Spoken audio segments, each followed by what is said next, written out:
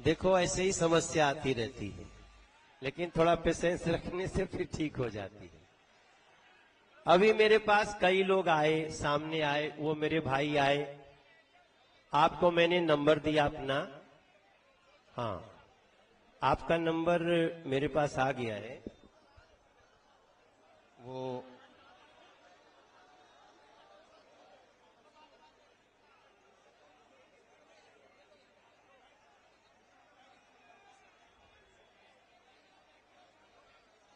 आपको देखिए मेरा फोन आ रहा है, देखिए तो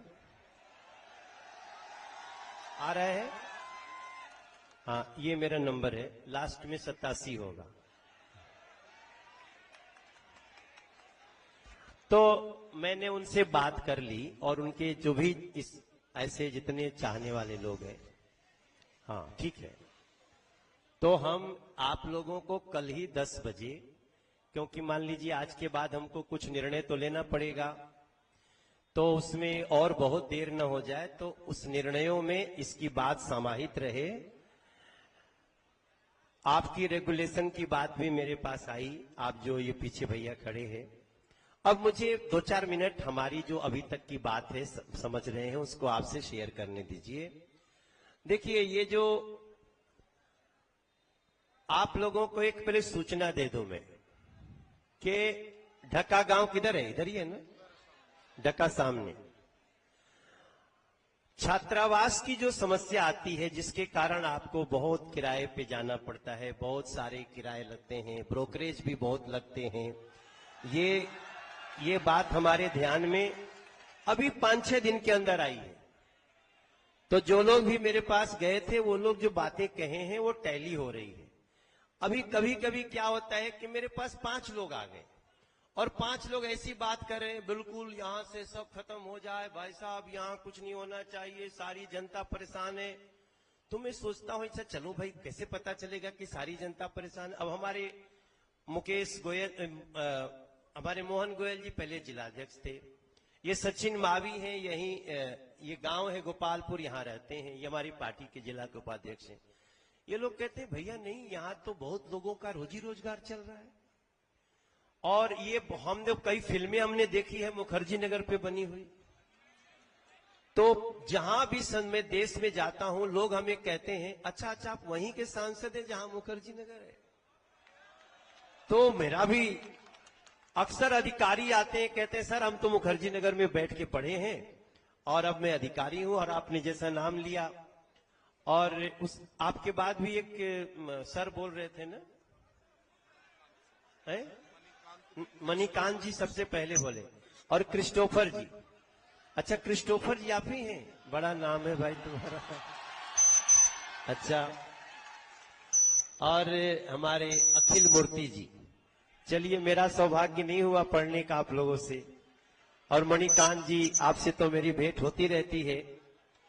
देखो भैया, मैं चाहता हूं कि मुखर्जी नगर जिस तरह से पहचान है उसको बनाए रखा जाए, इसको कोई डिस्टर्ब करने वाली शक्ति हमारे बीच में न आए। मैं इसका पक्षधर हूं। दुनिया सुन ले, खूब अच्छे से सुन ले कि मैं चाहता हूं कि मुखर्जी नगर हर हाल में बचे भी, सजे भी, और जो समस्याएं हैं उनको दूर भी किया जाए। समस्याएं दोनों तरफ की दूर होनी चाहिए। जो छात्र को हो रही है वो भी दूर होनी चाहिए। जो इसके कारण कई लोग हमारे ऐसे परिचित हैं जो कहते हैं देखो जी मेरे घर के बाहर इतनी भीड़ लगती है, लोग आते हैं, बहुत सिगरेट पीते रहते हैं जी, मेरा जीना दुभर हो गया। देखो, आज मुझे थोड़ा दिल से बोलने दो, तो मैं उन लोगों को भी कहता हूं अच्छा चिंता मत करो माता जी, बहन जी, मैं बात करता हूं, समाज में सभी लोग एक तरह के नहीं होते हैं। अब इन सारी चीजों पे हम आगे बढ़ने से पहले जो हमारी सबसे बड़ी समस्या है सीलिंग। अब भाई अभी तो हम और समस्या का निदान कर रहे हैं, आप कह रहे हो कि हम जड़ से काट देंगे। तो मैं आप लोगों की समस्याओं को देखता हुआ एक बेसमेंट को छोड़ के, बेसमेंट में कुछ घटना घटी है, हालांकि मैं उस पर भी डिस्कशन का समर्थक हूं, क्योंकि ऐसा तो है नहीं कि खाली बेसमेंट में लाइब्रेरी चलती है। अभी हमारे पास राजेंद्र नगर से कम 400 बच्चे आए। मेरा घर जो छोटा सा लॉन है सब भर गया। मैंने पूछा क्या है, बोले कि भाई साहब जब से बेसमेंट की लाइब्रेरी खत्म हुई और हम दूसरे लाइब्रेरी में गए तो जो लोग लाइब्रेरी का जो पैसा लेते थे वो डबल ट्रिपल कर दिए। ऐसा मेरे पास सूचना है। अब मेरा मन बहुत चिंतित हुआ, इसलिए इन सारी समस्याओं को भी उन लोगों को नोट करना चाहिए जो चाहते हैं कि उनका भी काम चले, छात्रों का जीवन भी अच्छा से चले और दिल्ली एक बहुत बड़ी सेंटर है वो बनी रहे। कई बार मैं देखता हूं कि राजेंद्र नगर में जो नहीं हो रहा है वो मुखर्जी नगर में हो रहा है। मैं ऐसा देख रहा हूं कि आपने कहा भी कि कोई अधिकारी ऐसे आ जाते हैं जो कि जीना दूभर कर देते हैं, तो अभी मुझे कुछ अधिकारियों की क्या हो गए लोग, सॉरी भैया क्या हुआ, इसको संभाल के रखना। अब देखो अंदर वाला निकल जाता है। भोजपुरी हमारी भाषा है। आप कितने लोग भोजपुरी जानते हो? अरे रामा रामा, बहुत बहुत धन्यवाद। तो का माई के भाषा अभी आवत रही, रास्ता में हमारे भाई हमसे बतियावत रही तो निकल गए।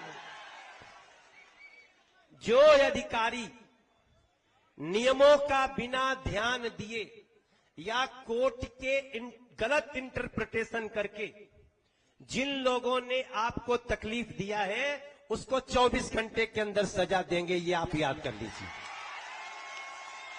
24 घंटे के अंदर। यहां से मैं हमारे राजा इसको नोट करो, अगर कोई भी व्यक्ति जो गलत इंटरप्रिटेशन करता है, क्योंकि मुझे एक कागज दिखाया गया है जिसमें कहा गया, कोर्ट ने पूछा जरा बताइए ऐसी कितनी जगह है, जैसे यही एक बिल्डिंग है ना जहां आग लगी थी, अब लगी। जिस दिन मैं आया था मुझे बहुत आप लोगों ने रगड़ा, कई लोग तो इतना रगड़े कि कुछ लोग हमको बोले अरे तो झूठे पगला है, भाग ना, क्या जरूरत है। हमने कहा नहीं भाई अभी गुस्से में हैं लोग, छात्र हैं, तो उनको हमें सुनने दो। फिर हमको अंदर लोग ले गए, चलो अंदर चलो, देखो वहां बहुत सारे लोग। तो मैंने डीसीपी के साथ, अब कुछ लोग कहते थे हमें भी ले चलो, मैं कहा भैया मैं तुम्हारा प्रतिनिधि हूं ना यार, आप मेरे पे भरोसा करिए, कर सकते हैं। देखो सीसेट यहीं से शुरू हुआ था, मुझे अखिल जी ने याद दिलाया, अखिल मूर्ति जी ने, और मुझे 2 घंटे में समझ में आया कि सीसेट की व्यवस्था गलत है, इसको चेंज करना चाहिए। और आपको बताऊं आज, आप अंदर की कहानी सुन लीजिए। जब पहली बार हमने उसको अपने मंत्री के पास रखा तो उन्होंने क्या कहा, अरे भाई साहब 200 आदमी की समस्या है, क्या है इतना टेंशन लेते हो। हमने कहा 200 नहीं, वो 200 पद हो सकते हैं, 800 पद हो सकते हैं, उसमें भाग लेने वाले 2-2 करोड़ लोग हैं सर।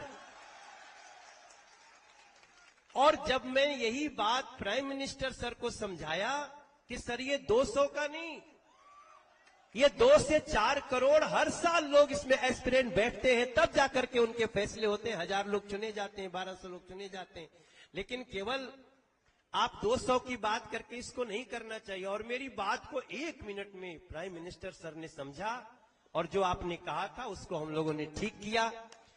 तो ठीक है, मैं आपके जितना पढ़ा लिखा नहीं हूं, आप सब तो बहुत, देखो हम भी कंपटीशन दिए नहीं पास कर पाए, हम यूपीएससी भी ट्राई किए थे और दरोगा की परीक्षा भी ट्राई किए थे, लेकिन दरोगा हम बन गए थे। देखो ऐसा भी मत समझना कि मैंने 96 में सब इंस्पेक्टर की परीक्षा पास की, बिहार में भी यूपी में भी, लेकिन 96 मेरे जीवन का बहुत ही गजब का साल था।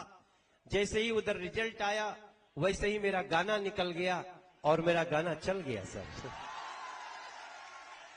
मगर आज मैं फिर से आपका ये विषय ले रहा हूं। आपने कहा ना मुखर्जी नगर बचाओ, अब ये मत लिखो कि मनोज भैया आएंगे मुखर्जी नगर बचाएंगे, आप मेरा जबा कराएंगे।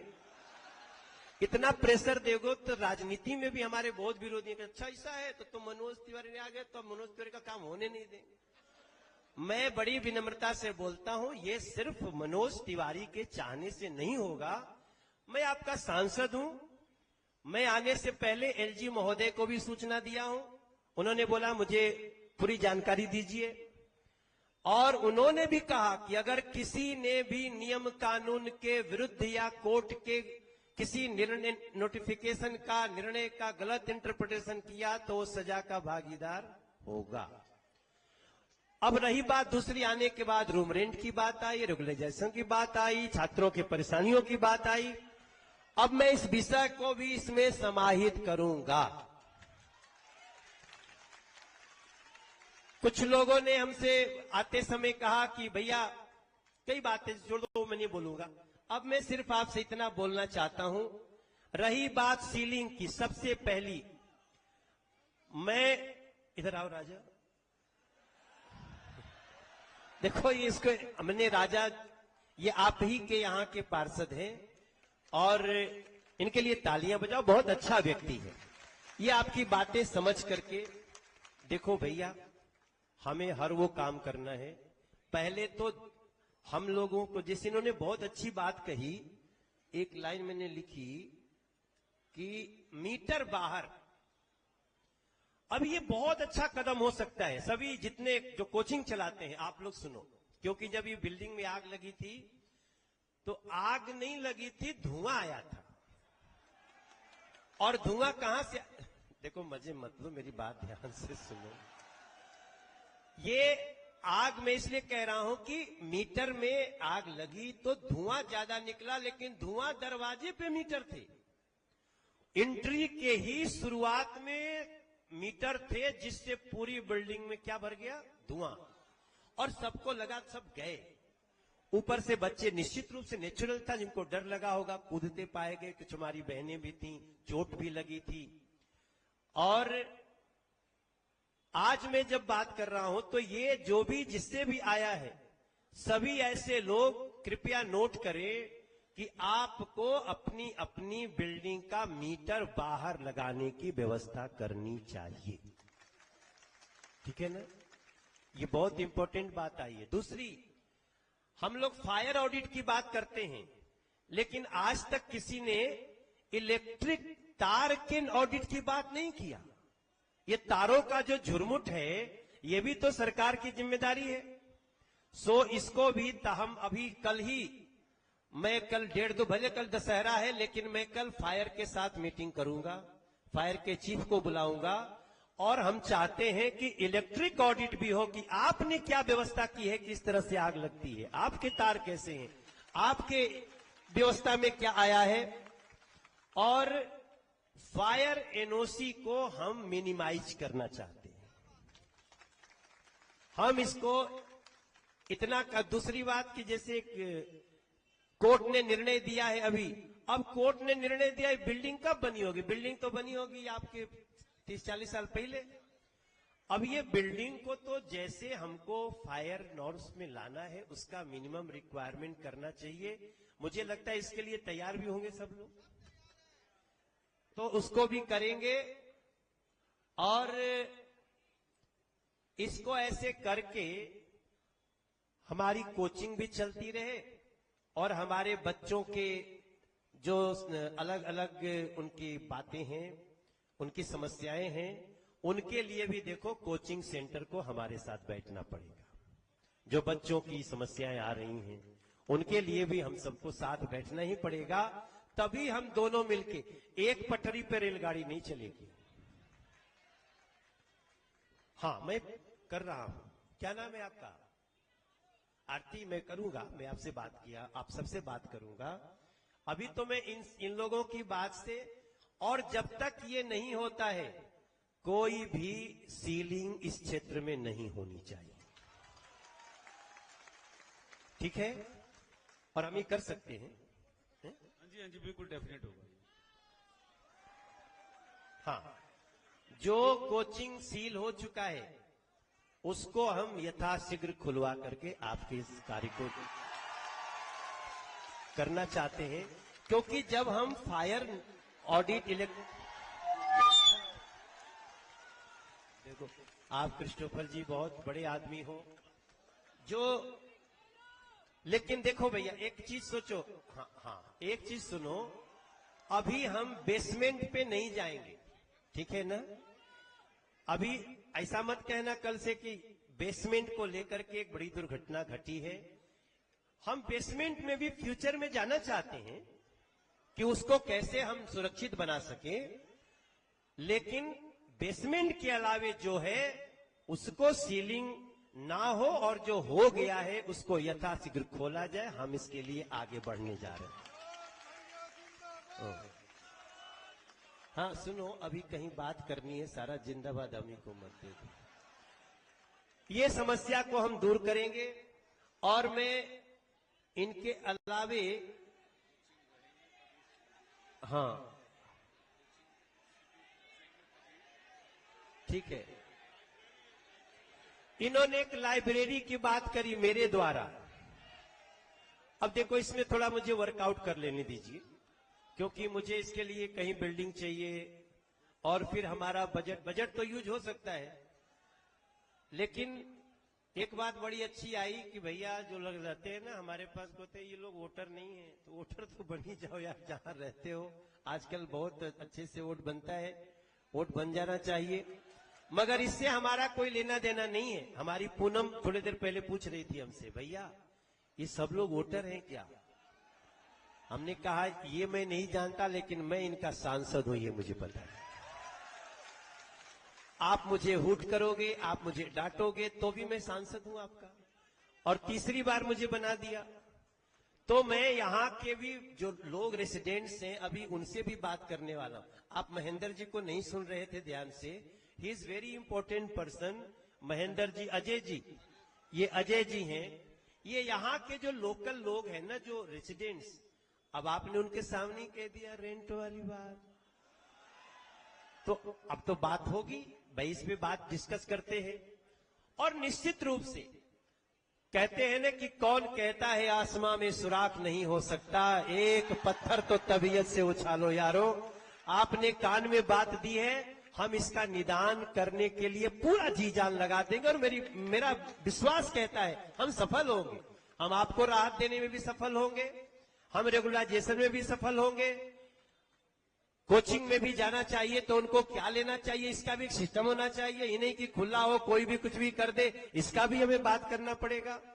तो इन सभी चीजों के साथ आज दो बात के साथ कि हम आपसे अनुमति लेकर के एक लाइब्रेरी खुलवाओ। अरे गुरु आ गया बात नहीं, मैंने कह दिया कि हमको 2-3 दिन अपना वर्कआउट करने दो। देखो बोलने से पहले वर्कआउट तो करना पड़ेगा ना, आप तो स्टूडेंट हो। हम बिना सोचे बोल देंगे, खड्डे में गिर जाएंगे, फिर तो आना है आपके पास हमें। मैं जब सीसेट का मुद्दा लिया था तो मेरे इतने विरोधी बोलते थे मर गया, चला जाएगा इसी में, कहां सीसेट खत्म होगा, वो सिस्टम खत्म होगा। कुछ दिन बाद मुझे भी लगने लगा मैं झूठे यार, आप बैल मुझे मार कर लिया, लेकिन मेरा विश्वास था वो जीता। तो इसलिए इसमें भी मेरा विश्वास है।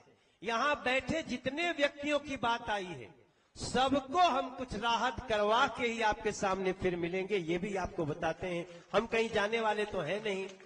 तो आज कल दुर्गा पूजा है, दुर्गा पूजा की बहुत बहुत आप सबको बधाइयां। बेसिकली मैं देखना चाहता था कि ये समस्या सच में कुछ लोगों की है या बस 10 लोग आकर के बात करते हैं। मैं संतुष्ट हूं कि समस्या है, और समस्या का निदान करने के लिए मैं सबसे पहला काम इन सारे बिल्डिंग्स का, चाहे वो कोचिंग का हो या कोई और बिजनेस चल रहा हो, उस पे कोई आकर के धमका देता हो, फायर के नाम पे आपसे पैसे लेता हो, एक तो मैं आपसे बोलना चाहता हूं, किसी भी अधिकारी के दबाव में आपको कोई सेवा उसकी नहीं करनी चाहिए। आप हमें बताइए, ये देश में नरेंद्र मोदी की सरकार है सर, और मैं आपसे दिल से बोलता हूं, बस सूचना हमारे पास आने दो। कोई कितना बड़ा अधिकारी हो, कितना भी बड़ा घाघ हो, हम उसकी सच्चाई जानने के बाद उसको ऐसी सजा देंगे कि उसको भी याद रहेगा और वैसा करने वाले लोगों को भी याद रहेगा। तो मेरा इस भावना के साथ, ये चूंकि नेता प्रतिपक्ष एमसीडी है, मालूम है कि नहीं? आप नहीं मालूम था?